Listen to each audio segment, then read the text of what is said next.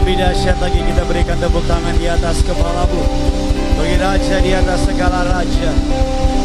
Haleluya. Sekali lagi kita berikan tepuk tangan yang dahsyat bagi Tuhan kita. Kami bersyukur Tuhan Yesus untuk anugerah kebaikan-Mu dalam hidup kami. Kami bangga punya Allah seperti Engkau. Kami percaya di bawah kolong langit ini tidak ada Allah yang dapat disamakan dengan Engkau. Hanya satu Tuhan, hanya satu Allah, namanya Yesus Kristus Tuhan kami. Kami bersyukur untuk pemakaian-Mu atas tim pujian penyembahan. Kami bersyukur untuk perkenanan-Mu atas gereja di tempat ini.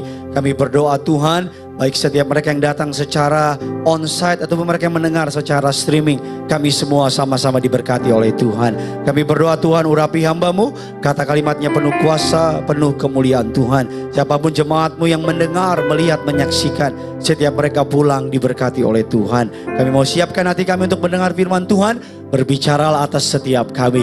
Di dalam nama Tuhan kami Yesus Kristus, setiap kita Gereja Kerinduanku Church yang siap diberkati dan belajar firman Tuhan. Sama-sama pagi ini kita katakan amin. Kita boleh berikan kemuliaan, tepuk tangan yang luar biasa bagi Tuhan kita. Silakan duduk kembali Bapak dan Ibu. Haleluya.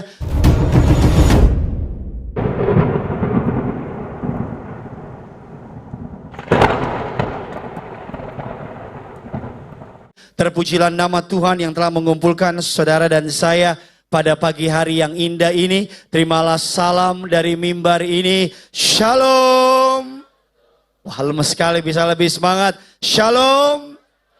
Shalom Kerinduanku Church. Apa kabar semuanya saudara? Tuhan Yesus itu baik, amin. Ada banyak berkat, ada banyak mukjizat, ada banyak uang saudara. Coba saudara yang bangga punya Tuhan Yesus boleh lambaikan tangan saudara. Kalau saudara nggak keberatan boleh kasih salam. Kiri kanan saudara kasih senyum yang terbaik. Katakan Tuhan Yesus sayang banget sama kamu. Bilang saudara. Haleluya. Bilang sama yang baru ngomong. Masih ngantuk ya saudara. Bilang masih ngantuk ya saudara ya. Ibadah jam 7:30 memang ibadah penuh perjuangan saudara ya. Tapi saya percaya saudara datang pagi-pagi karena saudara ada acara siangnya enggak saudara ya. Karena saudara cinta Tuhan Yesus. Coba yang siap diberkati firman Tuhan. Boleh lambaikan tangan saudara dulu. Kita kasih tepuk tangan dulu yang dahsyat bagi Tuhan kita.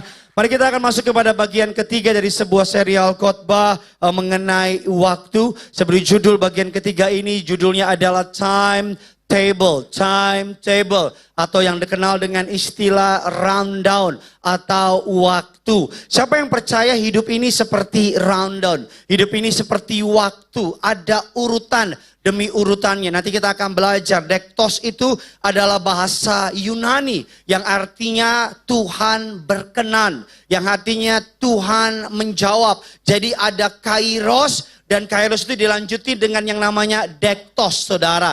Kalau nama lengkapnya dextamin, itu obat malaria, saudara ya. Mari kita akan sama-sama buka firman Allah Ibrani 4, ayat pertama. Dan kita lompat ayat ke-7, saudara. Yang sudah di sana, sama-sama dengan saya katakan, saya pasti diberkati. Yuk kita baca Kerinduanku Church 3, 2, ya sebab itu yang dianggap apa? Sekalipun janji akan masuk ke dalam perhentiannya masih apa? Colek kiri kanan saudara, jangan sampai ketinggalan. Bilang sama yang baru ngomong, oh jolali loh. Ini orang Batak Jawa saudara ya. Ayat yang ke-7 yuk sama-sama kita baca. 3, 2, ya sebab itu suatu hari, yaitu apa? Hari ini, sama-sama bilang dengan semangat, hari ini. Lebih semangat lagi. Hari ini ketika ia apa? Berfirman seperti dengan perantara Daud seperti pada apa? Hari ini jika kamu mendengar suaranya janganlah apa? Kalau bahasa aslinya bilang pada hari ini, pada kairos hari ini. Perkenanan Tuhan, goal dari khotbah ini, saya akan menekankan tentang kairos Tuhan. Saya akan menekankan tentang waktunya Tuhan. Kemarin kita belajar tentang apa itu waktu dan sebagainya. Tapi goal dari khotbah ini, pulang dari tempat ini, kerinduan saya dari gereja Kerinduanku Church, cakep juga ya. Kerinduan kayak, buah. Kerinduan saya dari gereja Kerinduanku Church agar saudara pulang tahu kairosnya Tuhan. Tahu dektosnya Tuhan. Kapan itu kairos itu datang. Kapan dektos itu terjadi saudara. Kita buka dengan sebuah kutipan dari Harvey Mackay. Saudara Harvey Mackay, orang Tambun dia, mengatakan demikian. Time is free but priceless. You can own it, you cannot own it, but you can use it. You cannot keep it, but you can spend it. Once you have lost it, you can never get it back. Bahasa gampangnya begini, waktu itu gratis, tapi tak ternilai harganya. Di satu sisi gratis, tapi nilainya tidak ternilai. Yang setuju bilang amin. Kamu tidak bisa memilikinya, tapi kamu bisa mempergunakannya. Kamu nggak bisa menyimpannya, tetapi kamu bisa menghabiskannya. Begitu kamu kehilangan, maka kamu nggak pernah bisa mendapatkannya kembali. Makanya kenapa orang suka yang namanya reuni? Kenapa? Karena ketika reuni kita mengenang apa? Masa lalu. Kenapa orang suka reuni? Reuni SMP, reuni SD, reuni padahal baru lulus SMA. Baru lulus bulan lalu, reuni yuk. Kayak ada yang berubah sama hidupnya gitu. Nah, mari kita lihat lagi. Saint Agustinus bilang demikian, Saint Agustinus. Jika tak seorang pun mengajukan pertanyaan tentang waktu, aku tahu. Tapi jika seorang mengajukan pertanyaan dan aku mau memberikan penjelasan, aku nggak tahu lagi. Saint Agustinus, bahkan Khalil Gibran, kalau saudara suka baca puisi, bilang gini, waktu tuh aku tahu, tapi kalau ditanya lagi aku tiba-tiba nggak ngerti. Kenapa? Karena waktu itu misterius. Nggak ada yang bisa mengerti waktunya. Makanya cara terbaik untuk mempergunakan waktu adalah dengan disiplin dalam mempergunakan waktu. Sama-sama bilang sama saya, disiplin. Makanya saya baca sebuah kutipan dari seorang hamba Tuhan mengatakan demikian. Discipline with time management is the highest form of stewardship. Disiplin dengan mempergunakan waktu adalah tingkatan tertinggi dari yang namanya stewardship. Apa stewardship? Mengelola berkat Tuhan. Tuhan bukan cuma kasih uang sama Bapak Ibu, yang setuju bilang amin. Tuhan bukan hanya kasih talenta sama Bapak Ibu. Tuhan bukan hanya kasih jabatan, tapi Tuhan kasih sama setiap kita tempat ini apa? Waktu. Bagaimana cara kita mengelola waktu itu akan menunjukkan apakah kita dapat dipercaya sama Tuhan apa tidak. Yang setuju boleh bilang amin. Makanya Stacy Ford bilang demikian. Disiplin adalah bersandar kepada ketidaknyamanan dan mengunjunginya setiap hari. Mari kita jujur, disiplin itu nyaman apa enggak? Bangun pagi, tadi saya bangun pagi jam 5, Pak, Bu, enak enggak? Enggak enak. Tapi kalau saya bangun jam 7, apa jadinya di sini? Siapa yang nyambut saudara di depan? Ada beberapa dari saudara berharap bertemu dengan senyuman saya di pagi hari. Ada yang bilang, Bapak, udah lama nggak kelihatan. Saya bilang, lu yang nggak kelihatan. Gue mah di sini terus. Disiplin, enak gak disiplin? Tadi malam saya bangun tengah malam, saudara, mau makan, lapar. Pak Bu, tapi kalau saya makan malam itu, pagi-pagi gembung. Makan gak saya malam tadi? Makan. Dengan alasan besok Minggu, butuh tenaga. Tahu nggak istri? Ya nggak tahu lah. Karena kalau dia tahu, jangan makan sayang. Istri saya Kopassus lewat. Bin, Badan Intelijen Nasional, wah, dia yang ngajarin. Regret is to lean into comfort and live there daily. Penyesalan adalah bersandar kepada kenyamanan dan hidup di sana setiap hari. Bapak Bu gampang. Pengen hidup enak di masa depan, siapa yang pengen hidup enak masa depan? Tanyainnya gampang. Memilih untuk melakukan yang susah hari ini. Agar nanti masa depan jauh lebih mudah. Atau pilih yang mudah hari ini. Tapi masa depan jauh lebih susah. Kalau saya lebih baik capek sekarang. Tapi nanti menikmati berkat Tuhan. Ada orang yang udah ampun. Ada orang tuh tulisannya itu. Ya kan saudara? Kecil kaya raya. Muda poya-poya. Tua senang-senang, mati masuk surga. Siapa yang bikin itu tulisan? Banyak pakai orang Kristen lagi. Nggak ada. Kalau ada itu kejadian, nggak usah gereja kita. Mana ada. Semua hidup ini, mari kita akan belajar bagaimana cara iblis membuang waktu kita. Kita lihat dasar firman Allah, Efesus 5, 15, 17. Saya sedang building something, saya minta saudara pay attention. Karena nanti kita akan masuk kepada bagian akhir. Di awal-awal ini kalau saudara nggak ngerti, nanti di belakang saudara lebih nggak ngerti lagi. Yuk kita baca 3 ayat ini. 3, 2, ya. Karena itu, janganlah seperti, tetapi seperti orang apa? Ayat 16 dan, karena hari-hari ini adalah apa? Ayat 17, kasih keras suaramu sebab itu. Tetapi usahakanlah supaya kamu apa? Jadi Alkitab catat gini, orang bijaksana itu, tahu bijaksana? Dia nginjaknya di sana. Kalau bijak sini di sini. Pagi saudara, tolong dibantulah. Bijaksana Alkitab mengasosiasikan dengan orang yang mempergunakan waktu dengan baik. Disebut dengan apa? Bijaksana. Alkitab menyebutnya orang bodoh itu orang yang tidak mempergunakan waktu dengan baik. Pergunakanlah waktu, kata Alkitab. Sama-sama bilang sama saya, pergunakanlah waktu. Pak, Bu, apa maksud dari ayat ini? Bahasa Yunani begini, pergunakanlah waktu. Anggap aja Tuhan kasih saudara 20 kotak. Sama-sama bilang sama saya, 20 kotak. Nah 20 kotak itu dikasih Allah dalam 20 hari. Berapa hari? Jadi logikanya 1 hari 1. Nah tapi kan banyak dari kita nggak taat sama Tuhan. Banyak dari kita ngelawan sama Tuhan. 10 hari pertama kita nggak utak-atik itu kotak. 10 hari pertama kita main kemana-mana. Nah di 10 hari sisa Tuhan bilang gini, pergunakanlah waktu yang ada. Bisa ngerti maksud saya? Kalau dulu saudara bertobat di usia 40 tahun, kan beda sama yang bertobat di usia 30 tahun. Betul apa tidak? Kalau dulu saudara bertobat di usia 20 tahun, kan beda sama orang yang bertobat dari usia 15 tahun.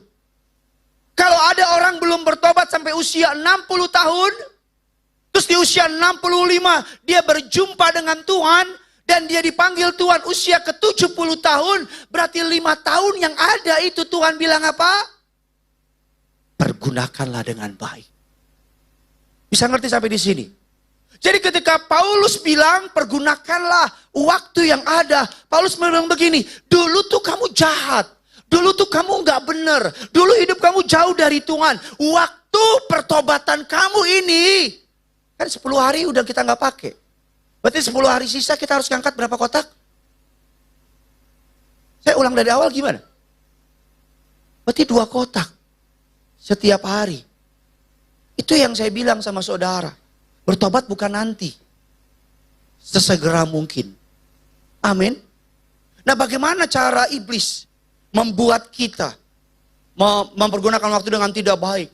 Kita baca sebuah ayat 1 Korintus 10 ayat yang ke-21 mengatakan, di Alkitab ada 2 meja. Ada 2 meja. 2 meja perjamuan. Sama-sama bilang sama saya, 2 meja. Meja pertama disebut meja perjamuan Tuhan. Meja kedua disebut dengan meja perjamuan iblis. Sama-sama bilang sama saya, perjamuan Tuhan. Sama-sama bilang sama saya, perjamuan iblis. Bagaimana cara iblis agar saudara tidak mempergunakan waktu dengan baik? Bagaimana caranya? Dia akan buka meja dan Allah buka meja dan iblis akan kasih di meja ini berbagai tawaran dunia. Kesenangan, kekayaan, kenikmatan, kepahitan, kekecewaan. Saya bisa kecewa loh, dan saudara diam begini terus. Untung ada Roh Kudus di hati saya. Gak bisa ngerti gak maksud saya?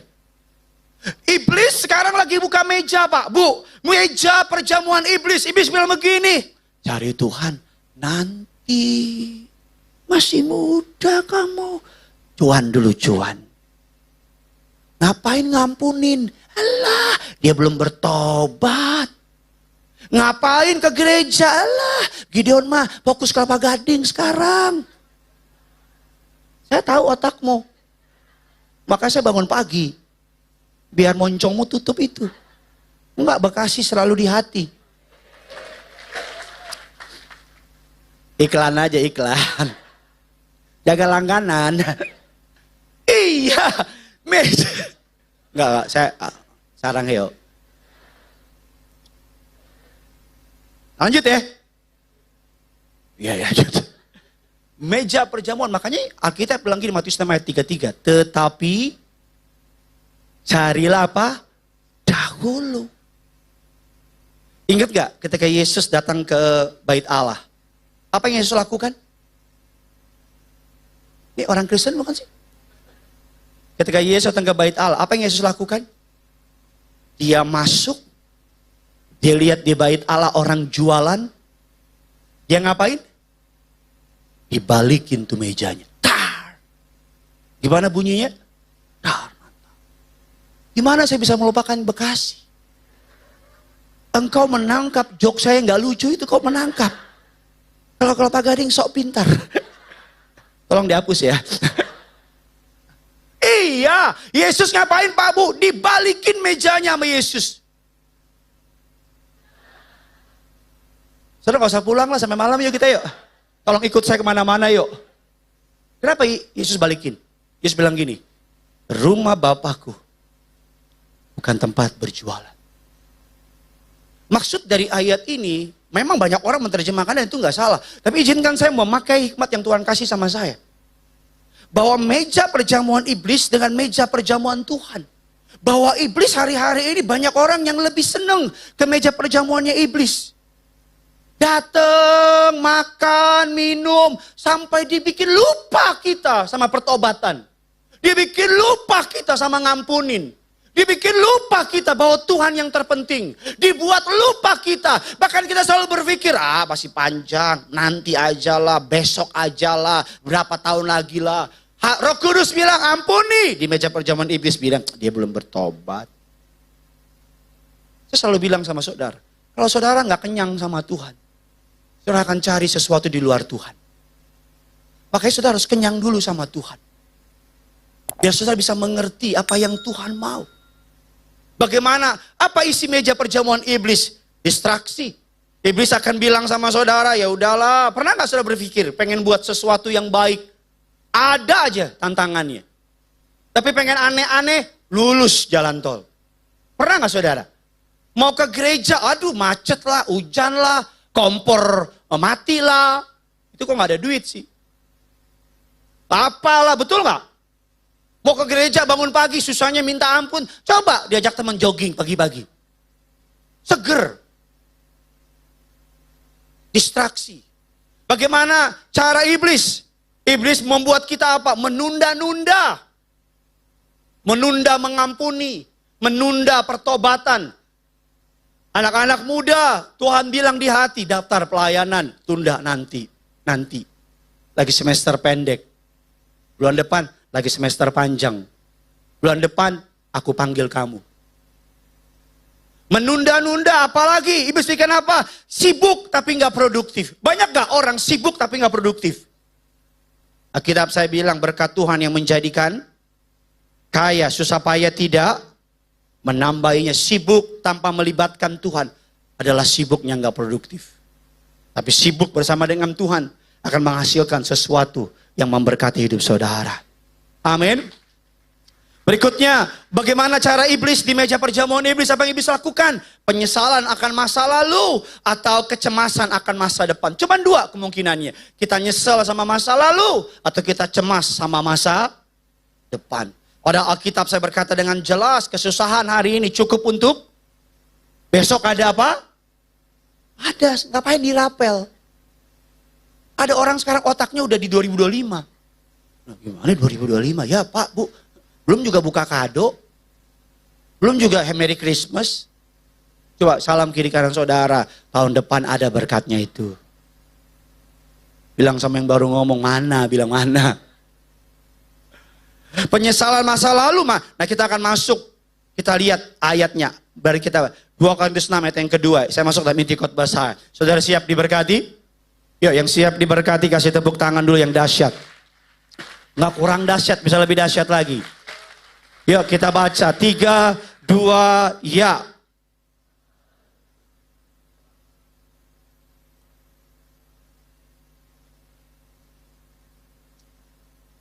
Sesungguhnya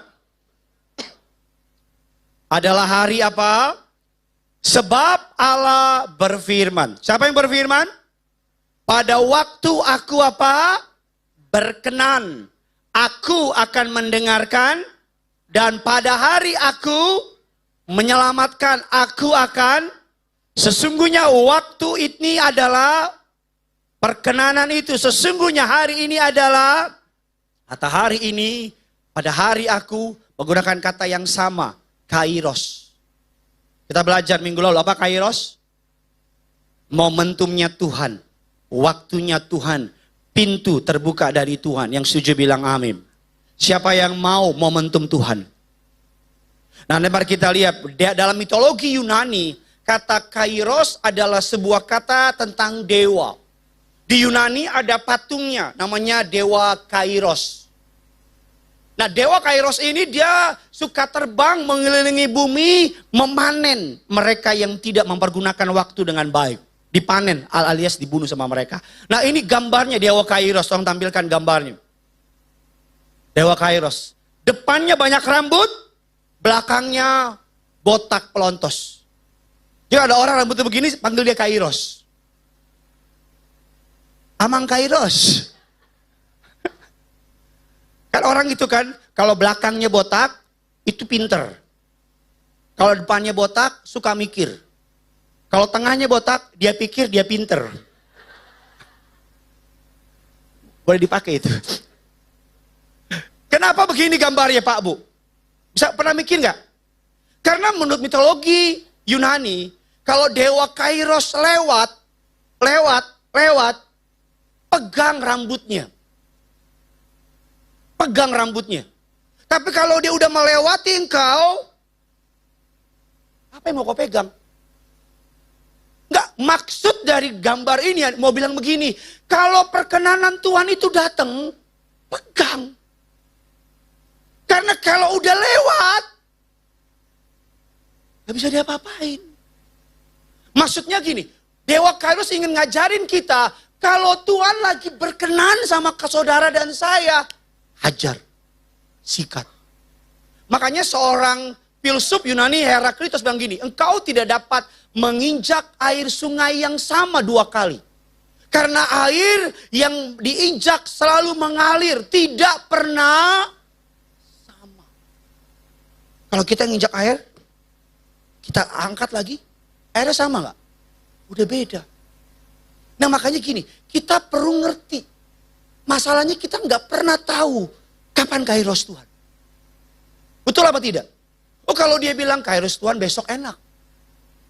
Nah makanya Alkitab bilang begini. Pada waktu aku berkenan, aku akan apa? Mendengarkan engkau. Berarti artinya untuk dapat mendapatkan kairos Tuhan, kita perlu menaikkan seruan kita. Halo? Makanya Alkitab bilang tetaplah berdoa. Makanya Alkitab bilang jangan jemu-jemu berdoa. Enggak didengar sekarang, doa. Enggak didengar besok, doa. Karena we never know ketika kita lagi berdoa, kairosnya dibuka, Tuhan jawab doa kita. Kasih tepuk tangan dulu buat Tuhan kita. Ingat kisah Elia. Hari pertama dia berdoa, nggak ada hujan. Hari kedua, di hari ke-7 kata Alkitab, ke-7 kalinya, baru muncul hujan.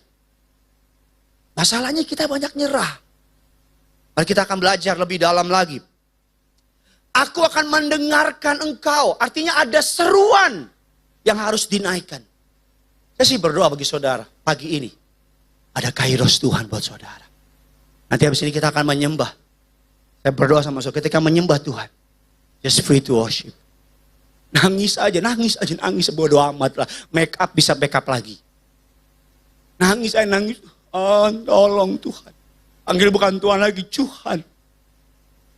Tolong aku. Mari kita akan belajar lagi. Aku akan mendengarkan engkau. Dalam bahasa Yunani menggunakan kata dektos. Saya suka banget kalimat ini. Dektos. Jadi kairos, perkenanan Tuhan, seruan dinaikkan. Jadi bagaimana kita bisa mendapatkan kairos Tuhan adalah dengan menaikkan apa? seruan. Karena we never know kapan Tuhan jawab. Yang setuju bilang amin. Tapi yang saya tahu Tuhan kita penuh dengan kasih. Tuhan bilang gini, Bapa mana yang memberi ular kepada anak yang meminta ikan? Tuhan bilang gini, kalau kamu minta, aku akan kasih. Dan Tuhan bilang apa? Hari ini, hari perkenanan itu. Oh yang amin cuma dikit nih. Hari ini, hari perkenanan itu. Kita kasih tepuk tangan dulu yang dahsyat buat Tuhan kita. Aku akan mendengarkan engkau dalam bahasa Yunani menggunakan kata dektos. Yang artinya apa? Memberi telinga untuk mendengar. Jadi ketika Kairos itu datang, dia janji, aku kasih telinga aku sama kamu. Ngomongnya mau nangis. Dia janji ketika perkenanan itu turun sama saudara. Dia bilang gini, aku kasih telinga aku sama kamu. Dia janji akan mendengar, bukan hanya mendengar. Kan kita suka gitu kan. Anak kita ngomong, apa mak? Apa nak? Apa nak? Apa nak? Kita cuma dengar di sini doang. Tapi dektos artinya mendengar dengan penuh rahmat kebaikan. Saudara pernah gak sih dengerin anak ngomong, tapi dengerin sambil sayang sama dia? Sambil kayak, minta apa nak? Minta apa? Mobil pak, yang lain dong. Papa aja gak punya. No. Kemarin anak saya nangis. Si Joey nangis. Mobilnya diambil sama abangnya. Joey sedih. Kenapa Joey? Mobil Joey diambil abang. Ayo kita beli. Saya beli mobil. Langsung ke showroom. Loh, anak Tuhan kok. Langsung ke pasar mana gitu. Joy sedih. Kan, kenapa? Mobilnya diambil. Saya peluk. Ya saya nyiapin khotbah ini, Roh Kudus ingetin saya kisah itu. Dektos. Mendengar. Dengan rahmat. Kebaikan. Dia dengar gak marah sama kamu. Dia dengar gak benci sama kamu. Dia gak dengar sampai bilang, orang berdosa kamu gak. Dia mendengar dengan kasih sayang sama kamu. Apakah itu kabar baik buat saudara? Saya tahu ketika engkau mendengarin, kau ingat sama penyakitmu. Saya tahu kok. Saya tahu ketika engkau mendengar ini, kau ingat sama masalahmu. Pagi ini, Kairos Tuhan turun. Dektos Tuhan sama kamu. Amin. Dan kalimat selanjutnya memberkati saya. Menjamin. Memenuhi permintaan. Makanya Yesus bilang, jangan jemu-jemu berdoa. Makanya Yesus bilang, tetaplah berdoa. Makanya Yesus bilang, ingat, janda miskin sama hakim yang lalim. Yesus bilang apa? Mereka doa terus. Doa. Iblis pengen kita bikin apa? Nggak berdoa. Makanya saya bilang tadi di awal apa? Iblis bikin kita distraksi. Lagi doa, bunyi apalah. Giliran gak doa gak bunyi-bunyi. Betul gak? Loh, kalau lagi doa nih bunyi rek, anak lah nangis. Weh. Jadi cepet-cepet. Tapi giliran gak doa, giliran nonton drama, gak nangis-nangis tuh anak. Karena iblis tahu. Iblis tahu apa? Dengar baik, ini perkataan saya. Dengar baik perkataan saya. Iblis tahu. Iblis bilang, loh. Jangan suruh doa itu orang. Jangan biarin dia nangis sama Tuhannya. Jangan biarin dia berdoa dengan sungguh hati sama Tuhannya. Karena ketika dia berdoa, kata iblis, ada Kairos Tuhan tunggu dia. Ingat ketika Yesus ketemu dengan iblis. Iblis bilang apa sama Yesus? Apa maumu anak Allah? Waktu kami belum tiba. Iblis tahu kapan waktunya disiksa. Iblis bekerja dengan waktu, Pak. Iblis ngerti waktunya kapan disiksa. That's why kenapa iblis bekerja dengan sangat giat hari-hari ini. Karena dia tahu ketika Yesus datang, iblis bilang gini, waktuku belum tiba, kata iblis. Tapi Yesus bilang apa? Pergi kamu. Karena iblis tahu. Kalau kamu doa sungguh-sungguh, Kairos Tuhan turun sama kamu. Kairos itu datang, dektos itu menjamin. Saya kasih ayatnya sama saudara, biar saudara nggak bingung apa maksud saya. Lukas 4, atau kita lihat ayat yang lain saudara. Mazmur 69 ayat yang ke-13. Ini yang dimaksud dengan dektos Tuhan. Yuk sama-sama. Saya undang pemain keyboard, bisa bantu saya akan segera selesai. Yuk, 3, ini kata perkataan Daud. Kita baca 3, 2, 1, ya. Ya Tuhan, karena sekarang saatnya Engkau apa? Membungkukkan badan untuk mendengar. Engkau apa? Siap melimpahkan kasih kebaikan hatimu apa? Jawablah doaku sekarang dan seperti yang telah Engkau dektos gini. Di surga yang maha kudus, saudara berdoa dia begini. Kayak saya sama anak saya. Joe yang kecil. Joe sedih papa. Saya gak begini. Saya begini. Kenapa nak? Joe sedih papa. Mainan Joe diambil.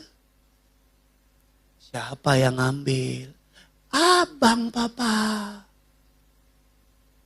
Saya begini. Kenapa? Karena saya berkenan sama dia. Kenapa? Karena saya mengasihi dia. Hari ini, kata Mazmur, Raja Daud bilang, Engkau membungkukkan badan. Untuk apa? Dektos. Mendengar. Saya ketika nyiapin khotbah ini, saya nangis. Saya bilang sama Tuhan, Your kairos turun. Bukan buat saya. Buat kerinduanku, church. Dektosmu. Bahkan saya doa. Agar jemaat yang berdoa di tempat ini. Saya minta sama Tuhan. Saya akan dipercayakan Tuhan. Dipilih Tuhan untuk mengelola. Ini punyanya Tuhan. Tapi saya dipercaya untuk mengelola. Sebagai lead pastor. Biar siapapun yang berdoa. Ada dektosmu. Ada perkenananmu. Bungkukkanlah badanmu Tuhan. Dengarlah permintaan mereka. Amin. Beberapa contoh ayat di dalam Alkitab. Biar kita melihat. Ibrani 4 ayat 7 bilang gini. Apabila hari ini kamu mendengar suaranya. Janganlah keraskan. Apa maksudnya? Kamu dengar hari ini kata kairos. Kamu dengar hari ini kata dektos. Iblis bilang begini, Allah gue udah doa. Gak ada. Allah. Ngomong doang nih pendeta. Udah lama. Maksud ayatnya bilang gini. Udah dengar kan? Jangan keraskan hatimu. Percaya. Percaya. Amin. Mari kita lihat lagi beberapa ayat.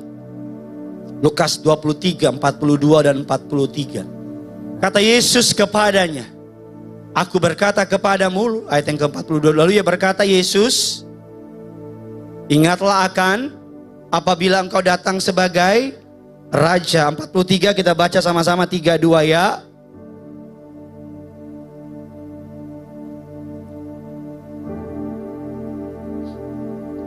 Saya nggak ngajar kasih karunia kebablasan, tapi ini kebenaran, ini fakta dan bisa dipertanggungjawabkan.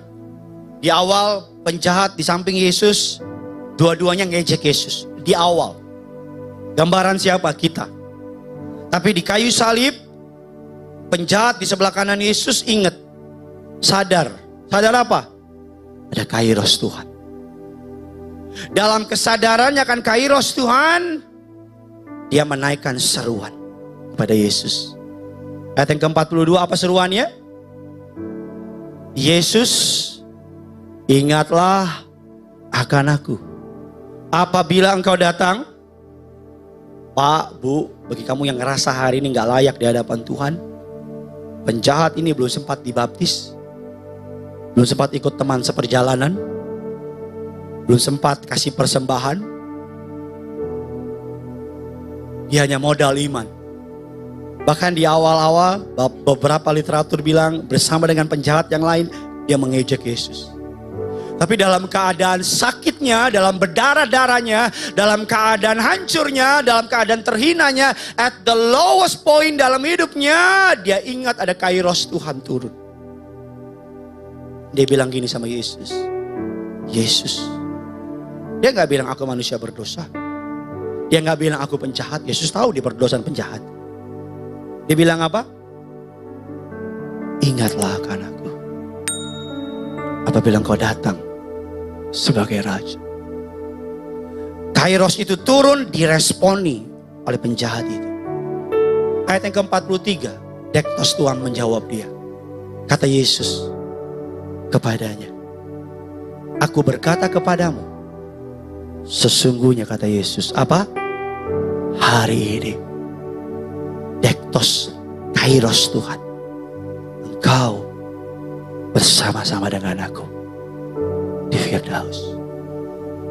So beautiful. Kisah yang indah banget. Satu ayat lagi biasa bisa mantep gitu. Kita lihat firman Allah Lukas 19 ayat 4 dan ke-9. Maka beralihlah ia mendahului orang banyak lalu memanjat pohon ara untuk melihat Yesus yang akan lewat di situ. Banyak orang bilang, oh Zakheus diselamatkan karena dia manjat pohon ara. No. Gak ada urusannya sama pohon ara, gak ada urusannya. Di sini belum turun kairos Tuhan. Kairos Tuhan gak turun karena dia naik pohon ara. No. Mari kita lihat ayat yang keempat, ayat yang kelima kita baca. 3, 2 ya. Stop, baca lebih semangat lagi. 3, 2 ya.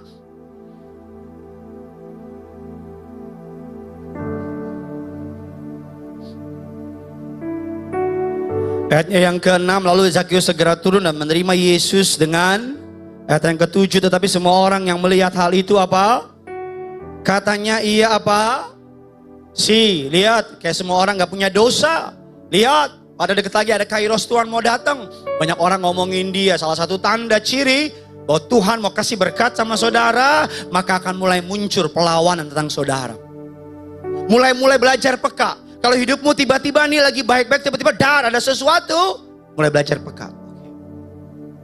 Bisa jadi kairos Tuhan mau turun sama saudara.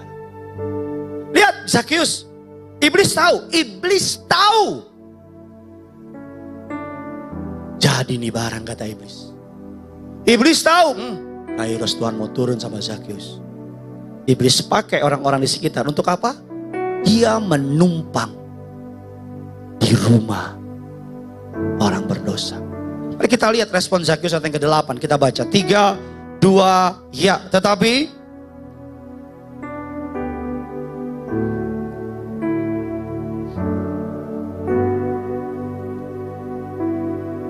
akan kukembalikan apa?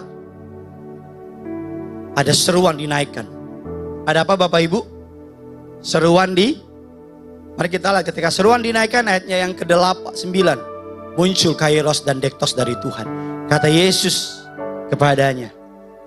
Hari ini telah terjadi apa? Kepada rumah ini. Karena orang ini pun apa? Saya akan tutup dengan ini. Saya undang, bisa bantu saya para pastoral. Saya tadi pengen ngomong aja. Tapi Tuhan munculin ini di malam-malam. Makanya malam-malam saya sibuk cari jam dinding. Jadi saya bilang kamu kayak anak TK. Kumpulinnya besok, ngomongnya malam ini. Bisa di sana Pastor Jimmy, ngadap ke sini. Bisa 2 kiri 2 kanan. Sana, ngadap ke jemaat. Setiap kita punya jam dari Tuhan.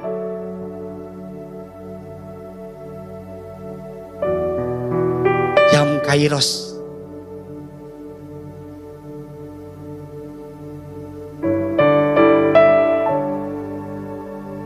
Pastor Jimmy jam kairosnya jam 6. Perkenanannya Tuhan. Akan menjadi repot kalau Pastor Binsar melihat pencapaian Pastor Jimmy. Dia akan bilang gini, kok dia dijawab? Kok aku enggak? punya rumah, kok aku ngontrak. Kalau dia dikasih keturunan, kok aku belum. Hanya karena Pastor Jimmy dapat duluan, bukan berarti dia gak dikasih. Halo? Hanya karena orang lain berhasil duluan, bukan berarti dia gagal. Hanya karena orang lain dapat jawaban doa dari yang saudara inginkan, bukan berarti Tuhan gak kasih saudara. No, bukan berarti. Tetapi waktunya dia jam 6, waktunya dia jam 10. Ada juga orang yang kenapa Tuhan kasih dia jam 6? Bisa jadi. Ini bukan apa, cuma contoh aja. Bisa jadi karena Tuhan tahu Pastor Jimmy atau siapapun namanya gak akan sampai hidupnya di jam 12. Dia akan dipanggil Tuhan lebih cepat dari Binsar. Ini contoh aja. Soalnya ada istrinya, WL-nya situ nggak ada. Kenapa dia dikasih lebih cepat? Karena Tuhan tahu hidupnya nggak nyampe jam 12. Tuhan kasih duluan. Kenapa dia dikasih jam 12? Tuhan lihat sampai jam 5 orang ini. Halo? Banyak dari kita stres liatin kairos orang. Kita pusing. Dia duluan sih. Waduh. Nah masalahnya ketika kita pusing, kita ngambil keputusan yang salah. Coba sekarang ubah jamnya semua. Sambil liatin kemari ke setiap keputusan yang saudara ambil yang jauh dari Tuhan akan mempengaruhi. Kamu marah lihat dia dipromosikan, terus gerakin. Pindah jam kamu. Harusnya 5-10 hari bangsa Israel ke tanah perjanjian. Tapi keputusan yang diambil salah. Mereka muter 40 tahun. Harusnya gak ada Ismail. Tapi karena Abraham gak taat. Setiap keputusan. Makanya penting untuk apa? Seminggu lalu saya bilang apa? Penting untuk apa? Taat. Ngapain pusingin kairos orang? Boleh di stop jamnya. Ayo. Saya tahu saya punya kairos sendiri. Tugas saya hanya menaikkan seruan sama Tuhan.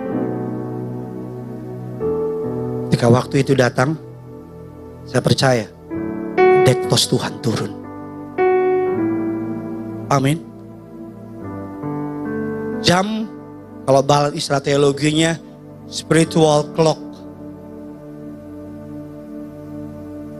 Boleh tolong gerakin Pastor Binsar? Hati-hati keputusan yang kamu ambil. Karena mempengaruhi kairos Tuhan sama kamu. Kamu yang masih cari pacar, hati-hati. Stop. Harusnya Tuhan kasih jam 9.45. Enggak. Ini baik nih. Tapi bukan Kristen. Nanti gua ajak ke gereja Gideon doain. Tolong dipercepat. Mundur lagi. Harusnya Tuhan kasih promosi. Tolong dipercepat. Ngelawan mulu.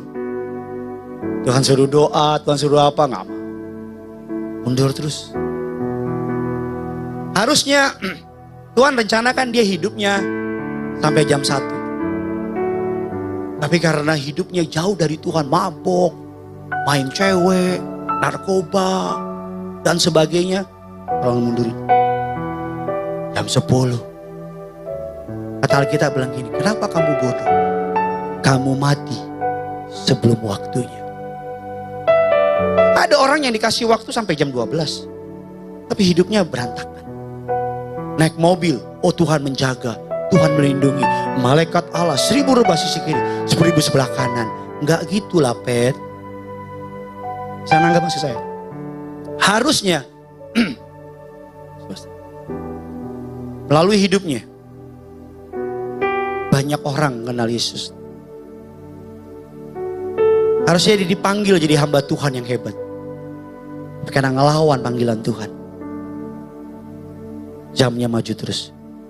Ini rada berat jamnya ya. Kita boleh kasih tepuk tangan untuk para pastoral.